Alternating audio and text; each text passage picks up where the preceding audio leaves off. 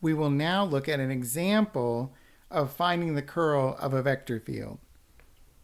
So here we have the vector field f of x, y, z given by x squared y minus natural log z minus z e to the x plus tangent y and y squared sine z. So we actually found the divergence of this vector field in the previous video. Now we're going to look at the curl. So here we want to do del cross f. And so we're going to find the determinant of the matrix with first row being ijk. The second row is going to just be del, which is d dx, d dy, and d dz.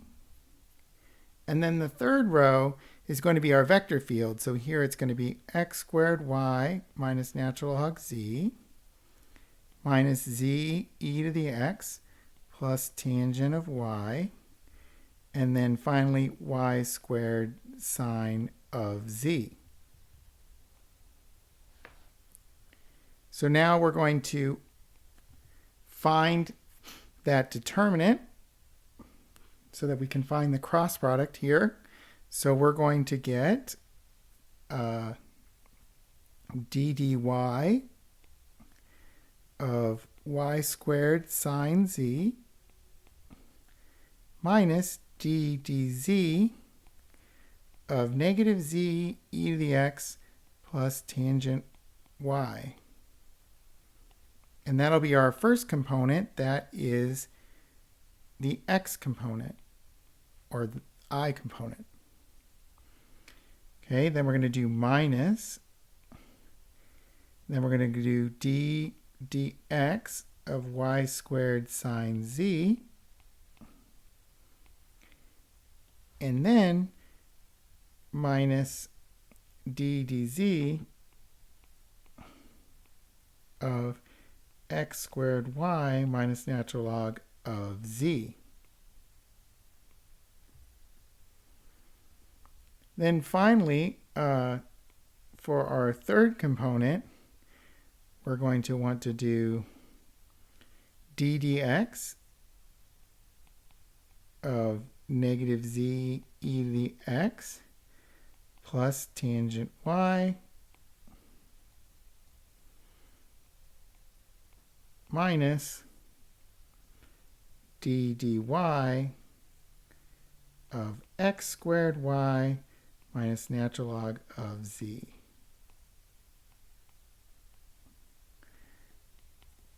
Okay, so for our first component,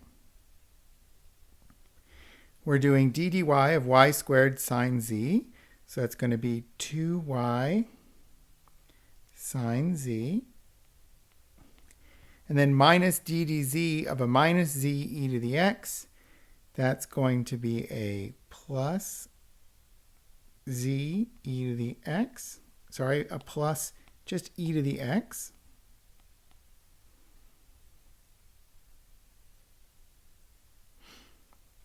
And the d dz of the tangent y, well, that will be 0. Then we're going to get minus, so this is all going to be multiplied by I. Okay, so we're going to do minus d dx of y squared sine z is in fact just 0. And then minus d dz of x squared y minus natural log z, that's just a plus 1 over z. That's going to be multiplied by j. And then finally for k, we have d dx of negative z e to the x. So that's going to be a negative z e to the x. The d dx of tangent y is 0. And then minus d dy of x squared y, which is going to just be x squared. And then the d dy of natural log z is 0. So that will get multiplied by k. And so there's our curl. Okay, first component is 2y sine z plus e to the x. The next component is 1 over z. And then the third component is negative z e to the x minus x squared. Okay, well, let's continue on.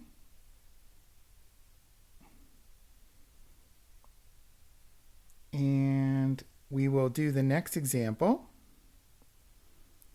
So if we want to show that if f has continuous second order second partial derivatives, then if we take the curl of a gradient, then we're going to get 0. So if we take the curl of a gradient field, we're going to get 0.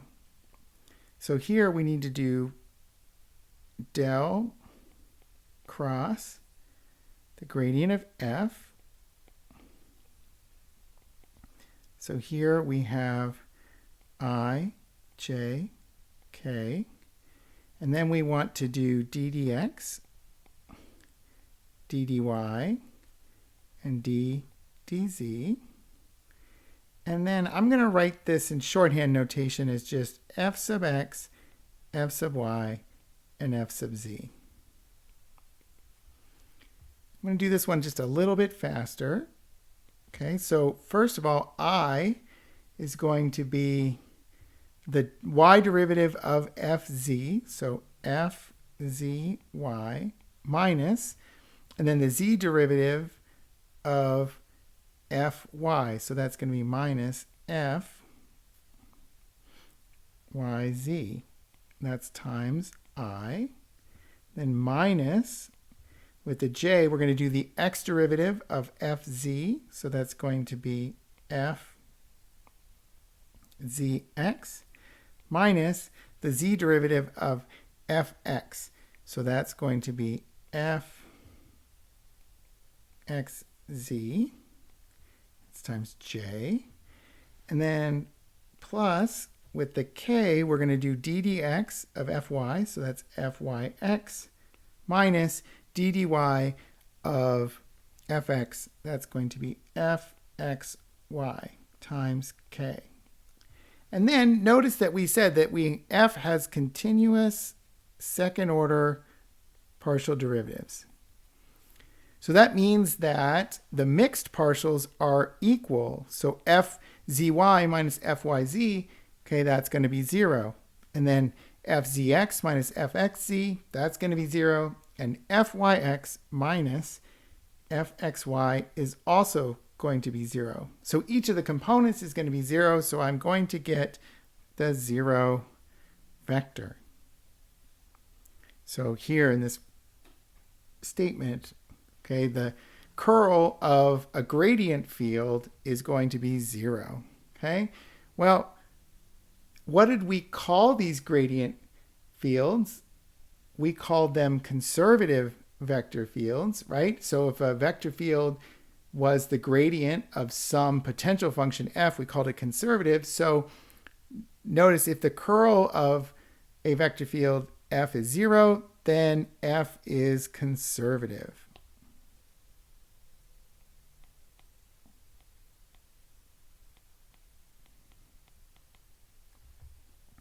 So I want to bring you back to that definition that we had of curl earlier. So if we kind of go back, we'll recall that in this definition, in the third component, we had dq dx minus dp dy.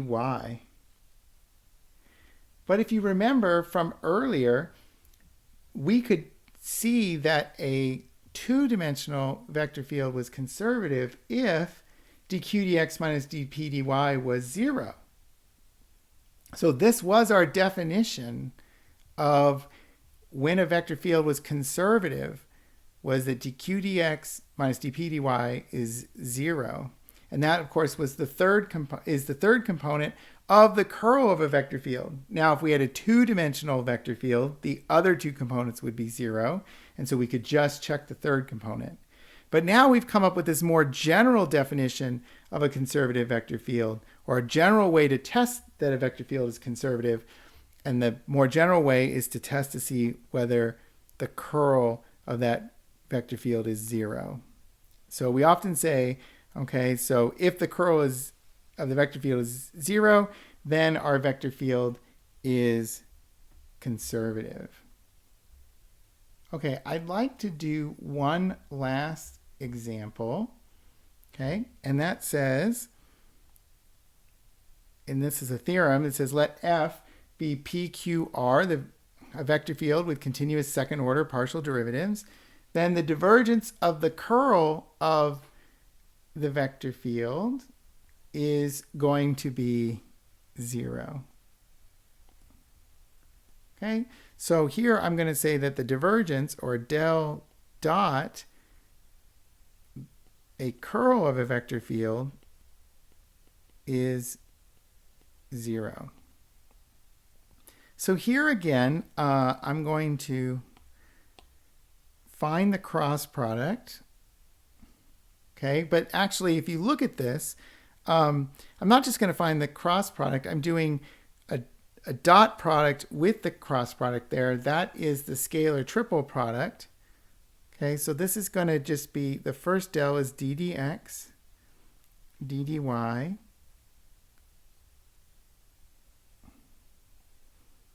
and d dz.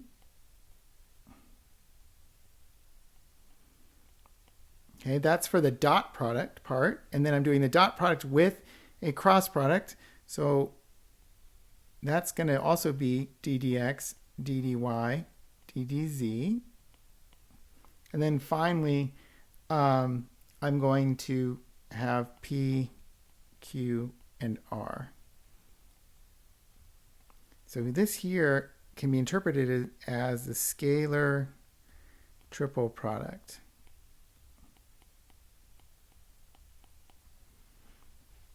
Well, let's see what that looks like. Okay, so going across, our first component is going to be d dx of, and then we're going to do dr dy minus dq dz. And we're going to do minus d dy of dr dx minus dp dz. And then finally, we're going to do plus d dz of dq dx minus dp dy.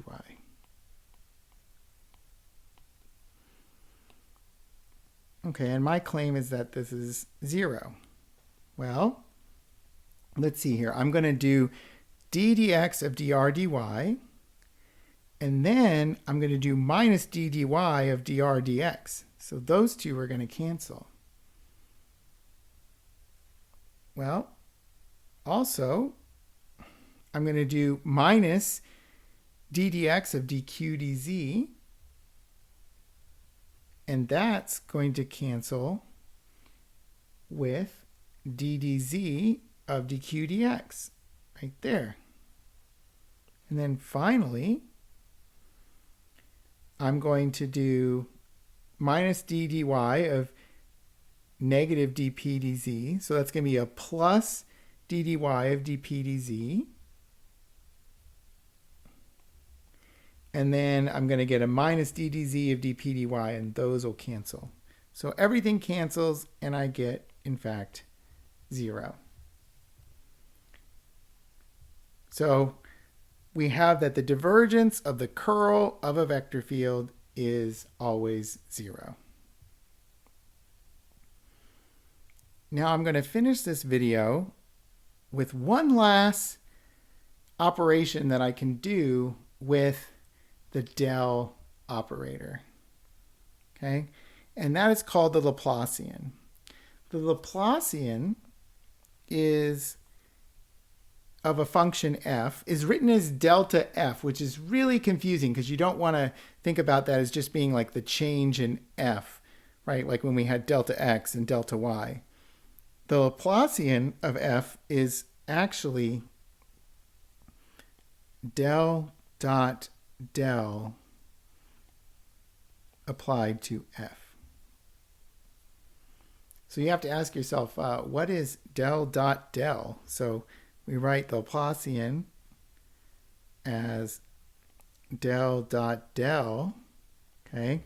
Well, that's going to be d dx, d dy, d dz, dotted with d dx, d dy, d dz. So when we apply that, that's going to be, in fact, the second derivative with respect to x plus, doing the dot product, it gives me the second derivative with respect to y, and then the second derivative with respect to z.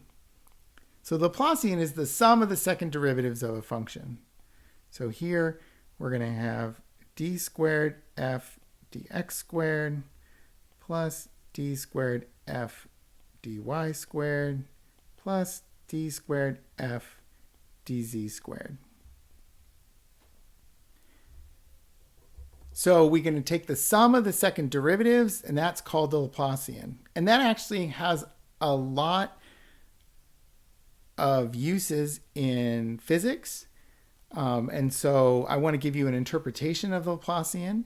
Okay, the Laplacian is can be thought of as being proportional to the difference between the average of a function f of x, y, z at neighboring points and f of x, y, z itself. So Laplacian is going to be, it's proportional to the difference between the average of f, its surrounding points, and f. So the idea here is that if the Laplacian is positive, then our function f is going to be smaller than the average of f at neighboring points. Okay, so when we see a Laplacian that's positive, we're saying that the point at that point x, y, z itself, f is smaller than the average of the surrounding points. Now, if the Laplacian is equal to 0, then we're going to say that f is equal to the average of f at neighboring points. Okay, so that function at x, y, z is going to be equal to the average of any neighboring points around it. And then finally, if the Laplacian is negative, then f at the point x, y, z is actually going to be greater than the average of f at neighboring points.